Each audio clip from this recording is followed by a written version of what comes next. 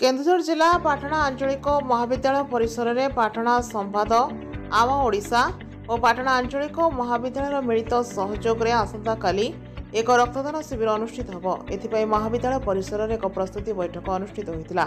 एथिरे महाविद्यालय अध्यक्ष वीरेन्द्र कुमार साहू अध्यक्षता करथिले।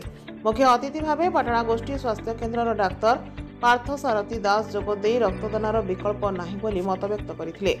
रक्तदान कले स्वास्थ्यर उन्नति होता है मतव्यक्त करथिले। सम्मानित अतिथि भाव अध्यापक हलधर साहू, लेफ्टनांट धर्मेन्द्र कुमार साहू, ब्रजेन्द्र कुमार पति, निरुपमा प्रमुख जोग देथिले। महाविद्यालय शताधिक छात्र छात्री अंशग्रहण करथिले।